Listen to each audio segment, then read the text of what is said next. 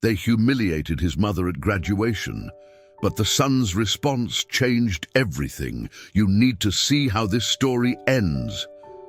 Before the story begins, comment below which city you're watching the video from. We love getting to know our viewers. And of course, don't forget to subscribe to the channel so you won't miss more exciting stories. Enjoy the story and see you soon. Rosa was arranging the flowers in her cart, organizing each bouquet with the care of a devoted mother.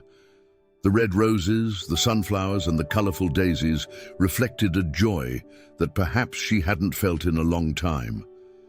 Since her husband had left, her life had been dedicated to Miguel, her only son. He was her pride, her motivation, and the reason she pushed that cart through the streets every day, come sun, rain, or the hurried glances of passing strangers. The sky was overcast that morning, and a chilly breeze swept through the city streets. Rosa wore a worn-out coat, and though her expression was tired, it held a quiet determination. Each step was a battle, but she never complained. She greeted her customers with a smile and made sure each bouquet was perfect, knowing that these simple gestures provided the support and future Miguel depended on. As she sold the flowers, Rosa thought of Miguel, who was at home that morning, studying with unwavering focus. She recalled the nights he'd stayed up late, books spread across the table, the dark circles under his eyes deepening each day. He was a dedicated and intelligent boy, a source of pride for any mother. She dreamed of the day when he could reach something greater, escape that life of constant struggle. When Rosa finally returned home, she found Miguel waiting for her at the door, a shy smile on his face. His eyes sparkled, and he held a crumpled piece of paper in one hand. "Mom, I did it. I got the scholarship," he announced, his voice filled with emotion. For a moment, Rosa was silent, unable to believe what she was hearing. She stepped forward, pulling her son into a tight hug, and tears of joy welled up in her eyes. Miguel, that boy who had so often fallen asleep to the sound of pages turning and a pencil scratching on paper, now had an opportunity at a prestigious school, a dream she barely dared to imagine. That night was celebrated simply but with deep meaning. Rosa prepared dinner with care, and they talked excitedly about what would come next. Miguel spoke with enthusiasm about the teachers, the books, and the subjects he would be learning. Rosa listened, absorbing each word, her heart warmed by the hope of a better future for them both. But that night, as she lay down to sleep, Rosa couldn't avoid the dark thoughts that crept into her mind. The elite school seemed like a distant world, full of challenges and risks. She knew that Miguel would face far more than just tests and assignments. He'd encounter looks of disdain and prejudice, the divide between them and the other students. Yet, she believed in her son. She knew his strength and intelligence, and above all, she knew he would never give up. With a sigh, she closed her eyes, preparing herself for the new chapter that lay ahead. On his first morning of school, Miguel felt the weight of responsibility. He stood before the enormous school gates, taking in the immaculate building and the carefully tended gardens. It was a completely different world from what he was used to. Groups of students passed him by, carrying expensive backpacks and wearing perfectly tailored uniforms, whispering and laughing together.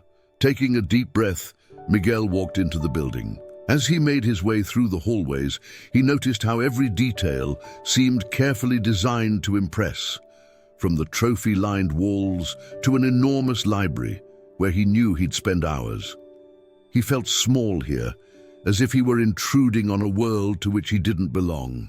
In class, Miguel quickly showed his talent. Attentive and engaged, he answered the teacher's questions confidently and took careful notes. Some of his classmates seemed impressed, while others watched him with a mix of disdain and surprise. Among these were Gabriel, Arthur, and Clara. Gabriel was the son of a powerful businessman in town, the owner of one of the largest construction companies in the region. He had a habit of leading his classmates, always confident and arrogant, as if everyone around him were merely supporting actors. Arthur, his inseparable friend and another son of an influential businessman, looked down on Miguel, especially because of his humble background. Clara, popular and ambitious, took pride in the status that the school granted her, and Miguel, with his simple, studious demeanor, was a threat to her position. At lunch, Miguel went to the cafeteria, picked up a tray, and sat down at an empty table. He looked around, noticing that no one seemed interested in sharing space with him. It wasn't long before Gabriel and Arthur walked by, exchanging smirks. "So this is the famous scholarship kid?" Gabriel remarked loudly enough for everyone to hear. Miguel felt his face heat up, but tried to ignore the comment, focusing on his food. Clara joined in soon after, a cold smile on her face. "I hope you know that this school isn't for just anyone. Let's see how long you last," she said, crossing her arms. Despite the discomfort, Miguel kept his composure. He knew his place here was earned through hard work, and even though this world was completely new to him, he wouldn't give up. The thought of Rosa and all the work she did every day so that he could study gave him strength. As the days went on, Gabriel, Arthur, and Clara's hostility intensified. They made sure Miguel knew he wasn't welcome, mocking his worn uniform and used books. Clara spread nasty rumors among the other students, suggesting that Miguel had stolen the spot from someone more deserving.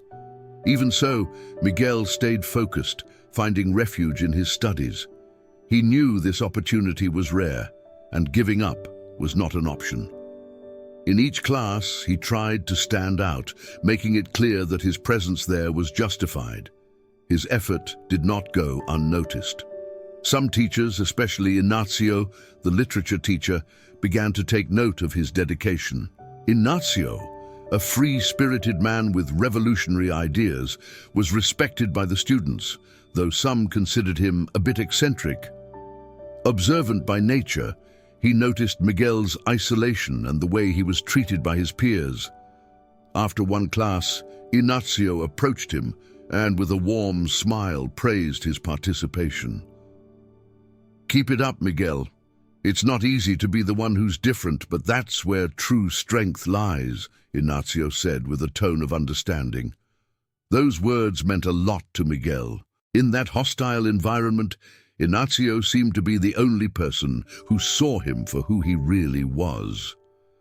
In the days that followed, he found renewed motivation in literature class, where Ignacio created a space for reflection and dialogue, always encouraging students to question norms and seek their own truths. Though the days were challenging, Miguel felt that somehow he might be able to find his place in this school. Weeks passed, and Miguel faced each day at school with determination, though the weight of his classmates' scorn was always there.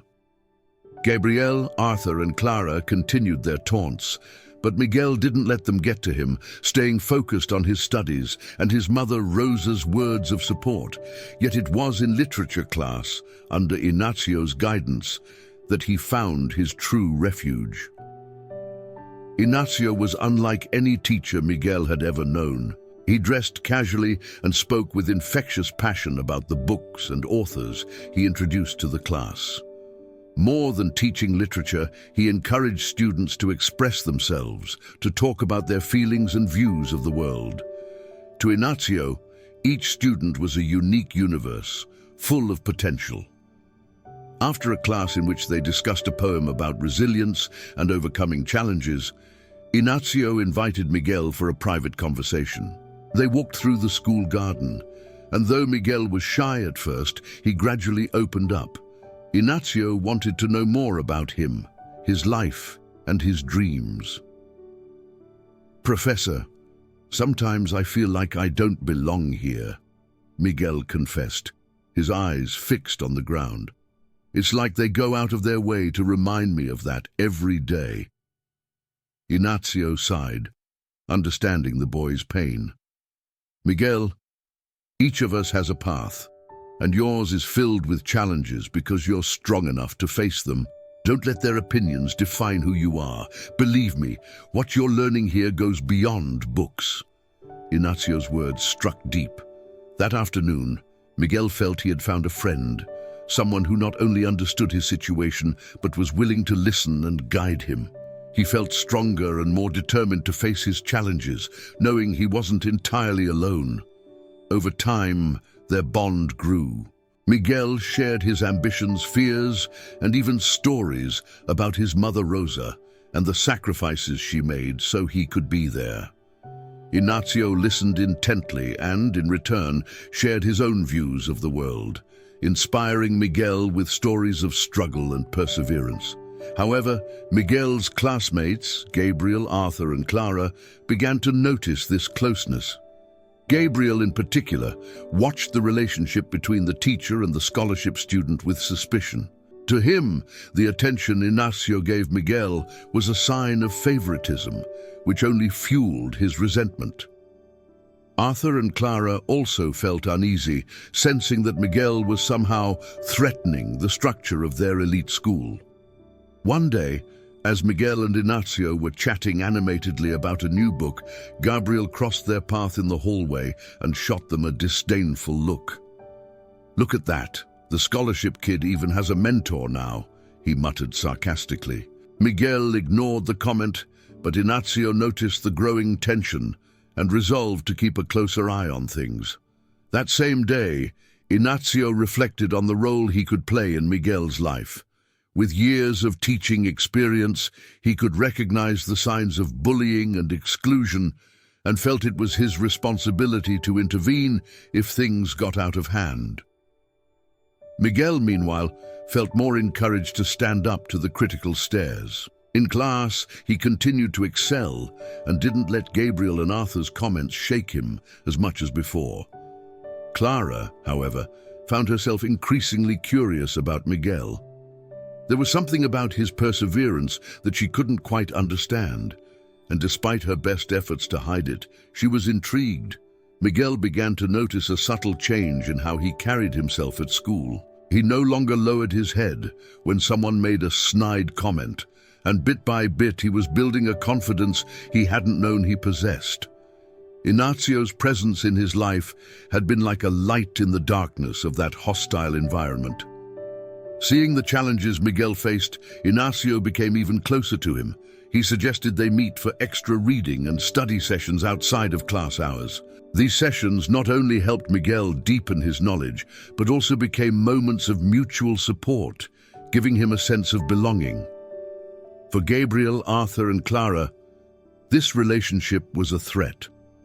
They felt that Ignacio was giving Miguel something they could never have, true support and understanding, and so, in secret, they began to plan how they could humiliate Miguel in a definitive way, aiming to show that, in their eyes, he would never be welcome at that school. Ignacio, sensitive to the signs, decided that from then on he would watch even more closely over what was happening around Miguel. The news that Miguel had been chosen as the class speaker spread quickly throughout the school. He had distinguished himself not only through his academic performance, but also through his effort and dedication, qualities the teachers couldn't ignore. For Miguel, being selected as the speaker was a valuable recognition, proof that his hard work was finally being appreciated, and he hoped this achievement could help break down the barriers between him and his peers. But he would soon realize that, for some, his success was an affront. On the day the announcement was made, Gabriel and Arthur were in the hallway when they saw Miguel surrounded by some classmates who were congratulating him. Gabriel clenched his fists, feeling contempt building inside him. "Class speaker? Him? A scholarship student?" he whispered to Arthur, trying to contain his outrage. "This is an insult to all of us." Arthur nodded, his eyes full of disdain. "What are the teachers thinking? He shouldn't even be here." Gabriel's anger wasn't just about Miguel being chosen as the speaker. To him, it symbolized a threat, a disruption of the power dynamics he was used to. Feeling humiliated, he sought out Clara, who was in the library, organizing papers for the upcoming school event. Upon hearing the news, she frowned, annoyed. "This doesn't make sense," she said, crossing her arms. "He's taking a spot that doesn't belong to him, and I'm not going to let him ruin our graduation." The three began to meet frequently after class, devising a plan to prevent Miguel from shining on the day of the ceremony. The idea that a student from a humble background could be the center of attention was unbearable to them. Gabriel, consumed by rage and a thirst for revenge, came up with a particularly cruel idea: humiliate Miguel in a way he would never forget. And to do that, they intended to attack what Miguel valued most, his mother, Rosa. While the three plotted in secret, Miguel worked tirelessly on his speech. He wanted to express his gratitude for everything he had achieved, to honor his mother, and to show that, despite the struggles, success was possible. With every word he wrote, he felt a deep sense of pride, imagining the emotion his mother would feel when she saw him speaking. Ignacio, who had been closely following Miguel's progress, noticed the increasing tension between him and his peers, especially Gabriel, Arthur, and Clara. One afternoon, while reviewing the speech with Miguel, the professor noticed the unease in the boy's eyes. "Miguel, are you okay?" Ignacio asked, his voice full of concern. "I can tell something is bothering you." Miguel hesitated for a moment, but decided to share his worries.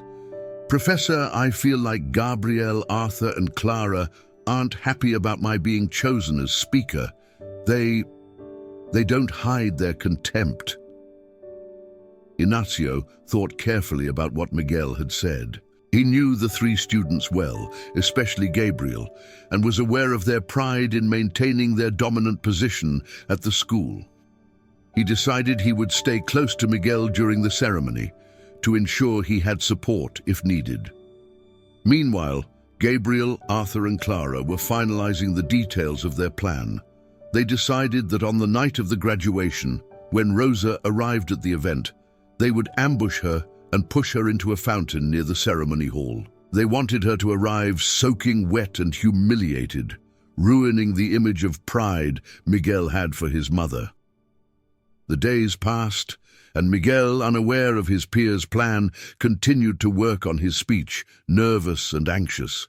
He knew that for his mother, that moment would be a personal victory, the result of years of sacrifice. In his mind, he pictured her smile, the happiness in her tired eyes, and that thought motivated him to prepare even more. However, each time the three conspirators met, their plan became more real and more malicious. Gabriel was satisfied with the idea, thinking it was a fair way to put things back in their place. Arthur and Clara, on the other hand, had doubts, but Gabriel's pressure and the desire to maintain the exclusivity of their social circle spoke louder. They were willing to go to any lengths to stop Miguel and his mother from being celebrated that night. Ignacio, alert to the signs, sensed something dark was approaching but couldn't quite define what it was. He only knew that Miguel would need all his strength to face whatever was coming. The night of the graduation was quickly approaching, and Miguel could hardly contain his anxiety. His speech was ready, every word carefully chosen to express his gratitude, not only to the school, but above all, to his mother, Rosa. He dreamt of the moment when he would see her smile as he publicly honored her, recognizing all the sacrifices she had made so he could be there. But behind the scenes, Gabriel, Arthur, and Clara were preparing for a completely different spectacle. The night before the event, they gathered at Gabriel's house to finalize the details of their plan. Amid laughter and sarcasm, the three of them felt they had absolute control of the situation. To them, Miguel should never have been chosen as the speaker, and humiliating his mother was the most certain way to crush his confidence. "He thinks he can stand out among us? I'll show him where he belongs," Gabriel said with a cruel smile. Clara, though an expression of doubt on her face, didn't oppose it. She felt an uncomfortable pang at the idea of attacking Rosa, a woman who had never wronged her. But faced with Gabriel and Arthur's insistence, her vanity and need to maintain her popularity took precedence. Clara justified to herself that, in some way, Miguel didn't belong to their world. On the big day, Rosa was radiant. She had dressed in her best outfit, a simple but neat dress she had saved for special occasions. It was the pride of seeing her son overcome so many difficulties that filled her with joy. Miguel, nervous but excited, mentally reviewed his speech as they both left home for the school, a mix of expectation and emotion. When they arrived at the event, Rosa asked to be excused to the restroom, eager to touch up her hair and ensure she looked presentable. It was a unique moment, and she wanted to be at her best. However, as she left, she was intercepted by Gabriel, Arthur, and Clara, who were waiting near the fountain in the garden. With a false smile, Clara approached her, commenting on how happy they were for Miguel's success. But in a swift motion, Gabriel shoved Rosa, causing her to stumble and fall into the fountain. The cold water engulfed her, soaking her clothes and destroying any dignity she had left. The three of them laughed softly as Rosa, wet and humiliated, tried to get out of the fountain, her hands trembling with shame and sadness. Rosa, her face pale, gathered the strength to compose herself. Even completely soaked and embarrassed, she knew she couldn't leave Miguel alone at such an important moment. Taking a deep breath, she walked toward the hall, passing quickly by the guests who watched her with puzzled and pitying looks. When Miguel took the stage, his joy and enthusiasm were replaced by a wave of shock and sadness upon seeing his mother's condition in the crowd. Rosa, her clothes drenched and her gaze low, tried to hide, but the expression on her face was clear. She was devastated. Miguel immediately understood what had happened, and a silent fury filled his chest. As he grasped the microphone, everyone expected to hear a flawless speech, but Miguel, upon looking at his mother, decided to abandon the text he had spent weeks preparing. Instead, he let the emotions rising within him take over. With a firm voice, laden with emotion, he began to speak of Rosa's sacrifice and love, a woman who had dedicated her life so that he could have this opportunity. Miguel revealed to the audience his mother's daily struggles, the challenges they had faced together, and how her humble work had been the foundation of each of his achievements. With every word, he laid bare Rosa's suffering and dignity, transforming her pain into strength. Then turning to Gabriel, Arthur, and Clara, he publicly denounced them. He exposed the cruel way his mother had been treated and called out the prejudice and arrogance that dominated the school. His voice rang through the hall, and a heavy silence fell over everyone. Gabriel, Arthur, and Clara felt the weight of accusing stares, and their expressions of superiority crumbled in the face of their cruelty being exposed. Ignacio, who had been watching from afar, felt both pride and sadness mixed in every word Miguel spoke. Realizing the injustice that had taken place, he stood up, made his way to the stage, and standing next to Miguel, took the microphone to give his own testimony. Ignacio expressed his admiration for Rosa's strength and Miguel's talent, and called on everyone present to reflect on the value they placed on character, effort, and humanity. That moment would forever change Miguel and Rosa's lives, as they left the event with a mixture of pain and pride, ready for a new journey together. The heavy silence that followed Miguel's speech hung over the hall like a fog, leaving everyone present trapped in their own reflections and questions. Miguel had managed, with his courage and sincerity, to open many eyes to the prejudice and arrogance that permeated the elitist environment. But for Gabriel, Arthur, and Clara, that public exposure was a humiliating blow. The three of them dispersed quickly after the speech, each feeling the weight of shame and contempt that now surrounded them. Gabriel was furious, not just with Miguel, but with everyone who had watched the scene without turning away.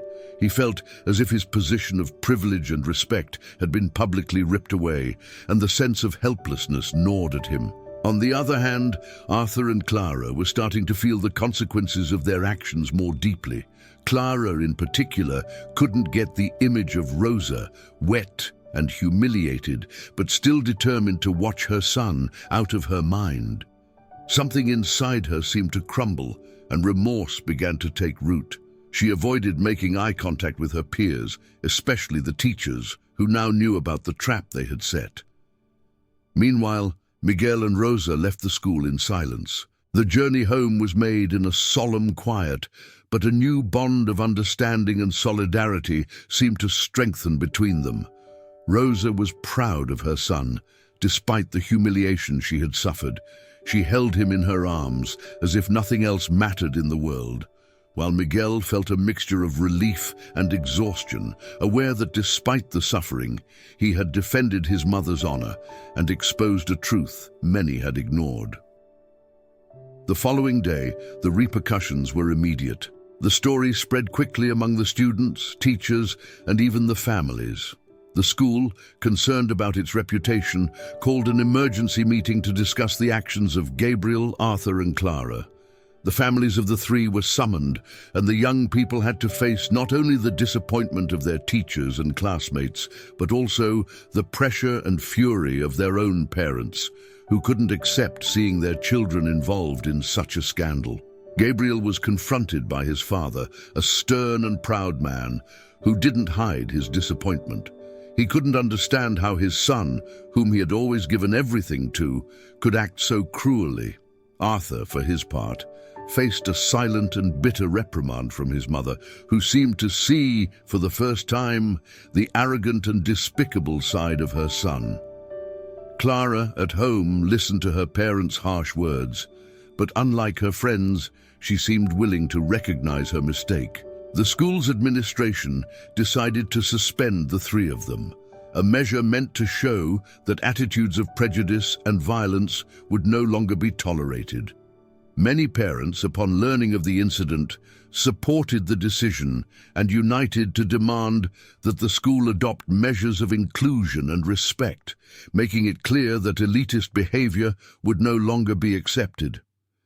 Ignacio, who had been watching all these developments, felt relieved to see the school finally taking a stand. He knew that there was still much to be done, but he saw in Miguel's courage the first step towards significant change. He became a constant support for Rosa and Miguel, always present in every moment, whether with words of encouragement or a gesture of genuine friendship. Miguel and Rosa, though shaken, felt more united than ever. Rosa's strength and dignity inspired her son to continue fighting for what he believed in, and he knew that this experience would stay with him forever. Moreover, the support they began receiving from other families and students became an additional motivation. Miguel realized that, despite the pain, what he and Rosa had faced was not in vain. The truth had been revealed, and they had planted a seed of change in the school's mentality.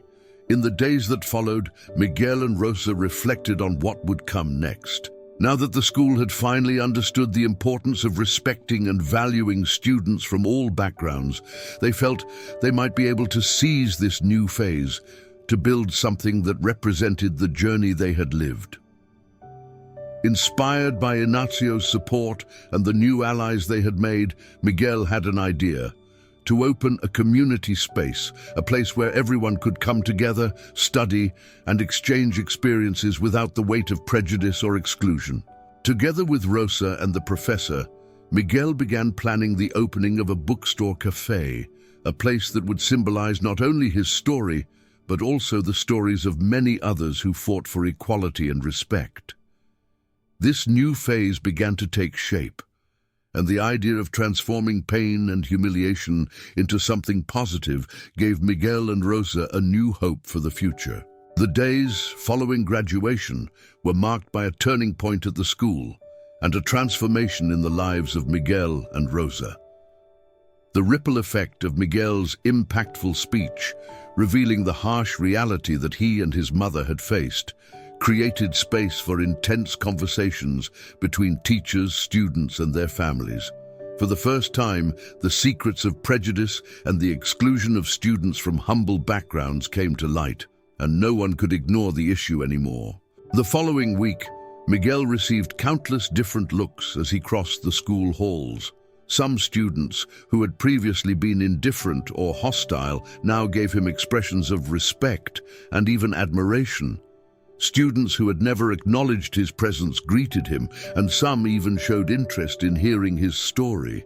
It was a subtle but significant shift. Miguel realized that despite how painful his speech had been, he had planted something important, the recognition of a reality that had previously been ignored. At home, Miguel and Rosa began reflecting on what to do with their newfound visibility. They knew that now their voices had reach, and that they could use this strength to help others who were going through the same struggles. Inspired by Ignacio and his mother's courage, Miguel decided to turn this experience into something positive, something that could unite people from different backgrounds and promote empathy and inclusion.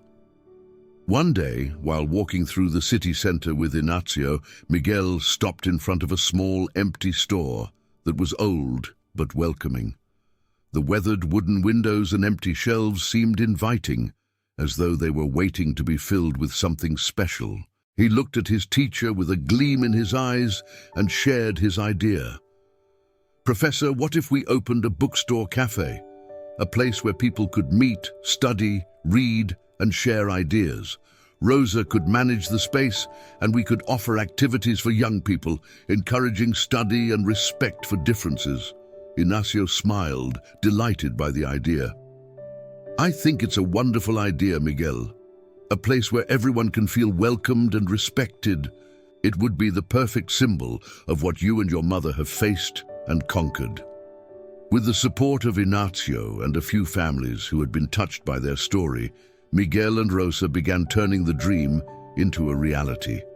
The small store was soon renovated, with bookshelves carefully arranged, wooden tables where customers could enjoy coffee while reading, and a space dedicated to debates and literary activities. The news of the bookstore cafe spread quickly, and the community began to see the place as a symbol of resistance and overcoming.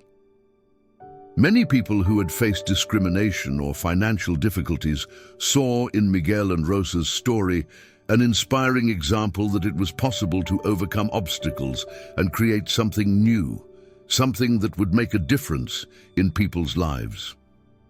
The school, for its part, also began to mobilize. Motivated by the aftermath of Miguel's speech, the teachers and administration decided to review their inclusion policies and promote debates and events addressing topics like respect and empathy. Ignacio played a crucial role in this process, leading initiatives that encouraged students to reflect on the importance of embracing and valuing differences. Gabriel, Arthur and Clara, despite their suspension, also felt the effects of Miguel's speech in their own lives. Gabriel, pressured by his family and peers' comments, finally began to realize the consequences of his actions. Arthur and Clara, each in their own way, began to reflect on how they had contributed to the suffering of Miguel and Rosa, and a feeling of remorse began to take root. As the months passed, the bookstore cafe became a well-known and respected space in the city. Rosa, with her warm and affectionate nature, made a point of getting to know every customer and creating an atmosphere where everyone felt at home. Miguel, in turn, organized small events, such as reading circles and writing workshops, attracting young people from different schools and promoting the kind of interaction he had always hoped for during his school experience. The bookstore cafe wasn't just a place to read and have coffee. It became a true refuge for those seeking knowledge and an inclusive environment. It had become a bridge between different worlds, uniting people who would never have crossed paths before. Ignacio's presence, as he often stopped by to chat with customers and share his passion for literature, added even more value to the space. He saw that small venue as the realization of a dream, a place where education and empathy walked hand in hand. As Miguel looked at everything they had built, he felt grateful. He realized that, despite the pain and hardships, he and his mother had turned their suffering into something powerful, and with that, their story was becoming, each day, a source of inspiration for the community. With the success of the bookstore cafe, Miguel and Rosa realized that their story was reaching more and more people. The bookstore, once just a dream, had become a gathering place for young and old in the community, a space where differences were celebrated and mutual respect was cultivated. The shelves full of books, the aroma of coffee in the air, and the welcoming atmosphere made the place a refuge for those seeking knowledge, comfort, and acceptance. The transformation of the school was also progressing at a rapid pace. Inspired by the changes that had occurred in Miguel and Rosa's lives, Ignacio, along with other teachers, led the creation of an inclusion and empathy project. They organized lectures, workshops, and activities that encouraged students to reflect on the impact of words and actions. Miguel's speech had planted a seed, and now the school was reaping the rewards. Miguel became a respected figure both inside and outside the school. Students who had once ignored him now sought him out for advice, sharing their own experiences of overcoming challenges. He realized that many of his peers were also facing difficulties, albeit different ones from his own. He felt that, in some way, he was helping them see the world from a new perspective. However, for Gabriel, Arthur, and Clara, the consequences of their actions still echoed intensely. Even after the suspension, the three young people dealt with the weight of their peers and their own family's disapproval. Gabriel, who had always been proud and secure in his social position, now faced judgmental looks and questioning. Arthur, though less expressive, felt uncomfortable, especially seeing how Miguel and his mother's actions had changed everyone's perception. Clara, in turn, was deeply affected, haunted by regret. Each of them reflected in silence on the role they had played in humiliating Miguel and Rosa. Gabriel, though reluctant, began to question the values his family had taught him. Arthur, witnessing the change at school, saw the mistake in his actions and understood the importance of respect and empathy. Clara, the most shaken, felt an overwhelming desire to ask for forgiveness. One day, while organizing books in the bookstore, Miguel noticed a movement at the door. Looking up, he saw Gabriel, Arthur, and Clara standing there, a little hesitant. They seemed uncomfortable, but something in their expressions showed sincerity. Miguel took a deep breath, surprised by their presence, but waited for them to approach. Clara was the first to speak, her voice low and her eyes brimming with tears. "Miguel, I just want to say that I'm really sorry. I know what we did was cruel, and I have no excuses. I just want to ask for forgiveness." Arthur and Gabriel nodded, and Gabriel, despite his usual proud stance, lowered his gaze. "I can't erase what we did, but I'm here to try to make amends in some way." Miguel stood silent for a few moments, feeling a mix of emotions. He remembered all the pain they had caused, but also the lessons he had learned alongside his mother and Ignacio. Rosa, who had been nearby, came closer and placed a gentle hand on Miguel's shoulder and another on Clara's. "Sometimes, forgiveness is what turns a difficult situation into something good," Rosa said, in her characteristic compassionate tone. "If you're willing to change, forgiveness is here for you." Miguel nodded, feeling lighter. With a sincere smile, he offered his hand to each of them, and they accepted the gesture, visibly relieved. Gabriel, Arthur, and Clara felt welcomed in a way they had never experienced before. It was a transformative moment for all of them, a symbol that, despite past mistakes, it was possible to begin anew. From that day on, Gabriel, Arthur, and Clara offered to help at the bookstore cafe as a way to make up for the harm they had caused. Under Rosa and Miguel's patient guidance, the three learned the value of honest work, respect, and humility. They became part of the team, serving customers, organizing books, and participating in literary activities. Over time, the relationship between them and Miguel grew stronger. Those who had once been enemies now worked side by side, united by the desire to build something new and meaningful. The bookstore cafe, once a symbol of pain and overcoming, had become a space of transformation and true friendship. The community watched this transformation with admiration, seeing there a message that everyone, regardless of their past mistakes, could choose a different and better path. The place had become for everyone a true example of resilience, humanity, and forgiveness. Time passed, and the bookstore cafe, which had initially been a modest project, quickly solidified as a vital gathering place for the community. Rosa and Miguel, with Ignacio's support and the unexpected help of Gabriel, Arthur, and Clara, transformed the space into something more than just a place to read. The bookstore became a symbol of welcome, where people from different backgrounds and life paths could share stories, learn, and, most importantly, feel they belonged. The space, decorated with simple and comfortable furniture, attracted young people who gathered to study, parents who brought their children to discover new books, and locals seeking a moment of peace and reflection. Rosa always made sure to keep the environment inviting, placing fresh flowers on the tables and offering kind words to those passing by. Her generous heart touched everyone, creating a unique and comforting atmosphere. For Miguel, the bookstore was a dream come true. He organized literary events, such as reading circles and debates, where they addressed important themes like empathy, inclusion, and equality. These gatherings, always supported by Ignacio, provided a safe space for everyone to express their ideas and experiences.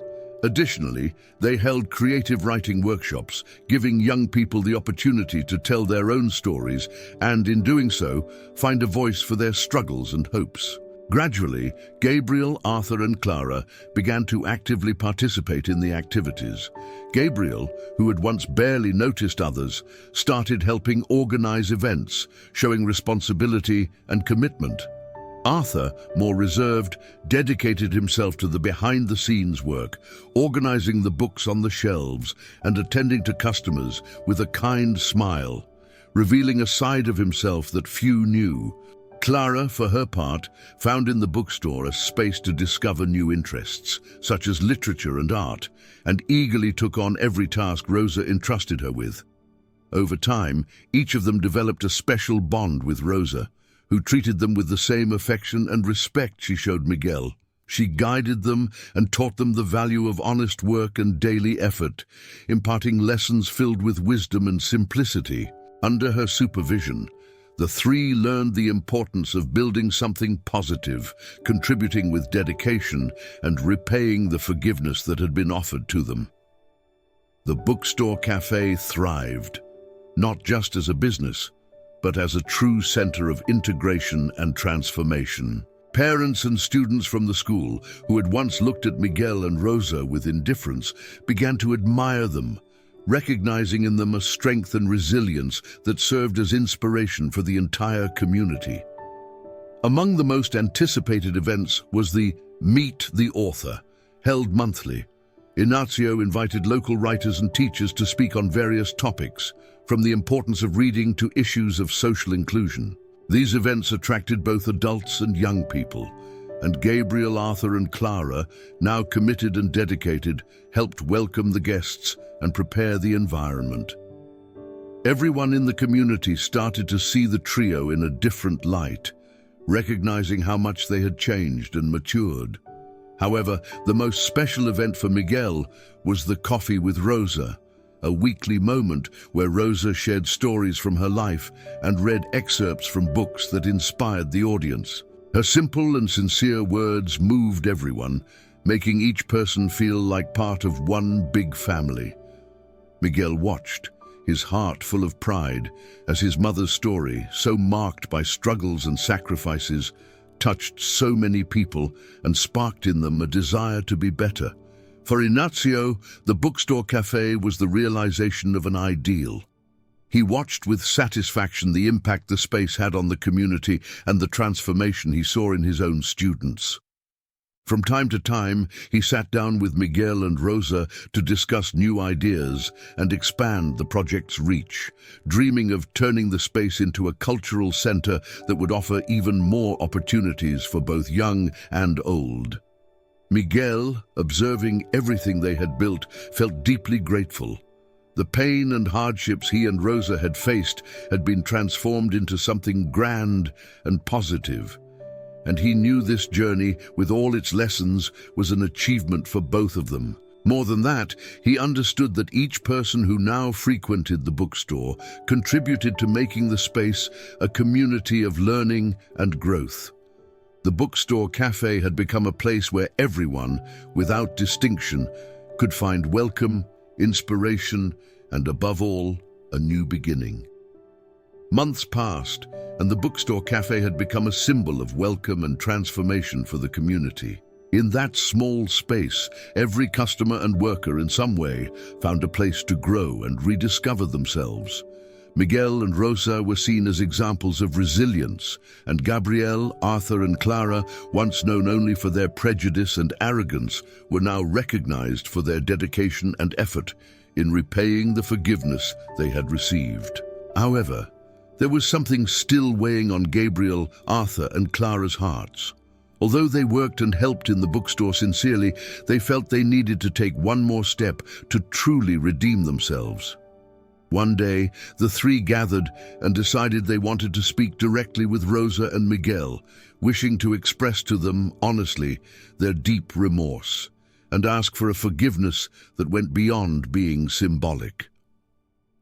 They chose a quiet morning to approach them. Rosa greeted them with her gentle and welcoming smile, and Miguel, although surprised by the seriousness in each of their eyes, listened attentively as Clara took the initiative to speak. "Rosa, Miguel, I know we've already said that we're sorry, but there's something we want you to know," Clara began, her voice trembling. "What we did was unforgivable, and we don't even know how you could have given us a second chance. The truth is, we'd like to do more to make up for it." Gabriel, in a gesture that showed his vulnerability, lowered his head and continued, "I never understood what true humility or respect was until I started working here. I've learned so much from you and from every person who walks through this bookstore. I'm ashamed of who I was, but I'm grateful for the chance to change." Arthur, who had remained silent until then, looked at Rosa and Miguel, his eyes full of regret. "For so long, I thought the power and privilege my family gave me were everything. Now I see how wrong I was. You gave us the chance to learn something we would have never learned in our old reality." Rosa, moved, held the hands of the three, conveying the warmth of her forgiveness. "The most important thing has already happened," she said. "You have seen what truly matters, and that is a gift few get.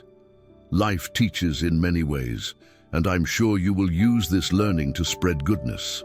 Miguel, touched by the sincerity of his former adversaries, stepped forward and offered a hug to each one, sealing a bond that at the beginning no one could have imagined would exist. From that day on, Gabriel, Arthur, and Clara stopped being just helpers in the bookstore. They became true friends to Miguel and part of the family he and Rosa had created with so much love. That night, the bookstore cafe hosted a special event organized by Ignazio, who wanted to celebrate the journey of Miguel and Rosa, as well as the transformation of Gabriel, Arthur, and Clara. Friends, colleagues, teachers, and family filled the space, all united by admiration and respect for a place that meant so much to the community. Ignazio, at the opening of the celebration, gave an emotional speech about the value of forgiveness, friendship, and learning. He reminded everyone that life always offers a chance to change, and that each person has the power to transform not only their own story, but also that of those around them. The party was a true celebration of the new phase everyone was living. Rosa, Miguel, Ignacio, Gabriel, Arthur and Clara were surrounded by friends and a community that had learned to appreciate their stories. The bookstore cafe, filled with laughter, conversations, and glances of complicity, overflowed with life. At the end of the night, as Rosa closed the bookstore doors, Miguel embraced her, feeling the pride and gratitude swelling in his chest. He knew that together they had built more than just a physical space. They had created a place where people from all backgrounds could meet, learn, and above all, start anew. For Rosa and Miguel, that journey, which began with so many struggles, had turned into a story of overcoming, forgiveness, and love. And with the support of new friends and the community, they knew that the bookstore cafe would still have many stories to tell and lives to transform. Thank you for following this touching story of overcoming, friendship, and forgiveness. If you liked it, don't forget to give a thumbs up on the video, subscribe to the channel, and turn on the notification bell so you don't miss any updates. This helps our community grow and brings more stories like this to you. Now, I want to hear your opinion. What did you think of Rosa and Miguel's forgiveness towards Gabriel, Arthur, and Clara? Do you think they truly deserved a second chance? Write in the comments what you would have done in Rosa and Miguel's place. We're curious to know your perspective. Feel free to share the video with someone you think needs to hear this message. Let's spread more empathy and inspiration. See you in the next video.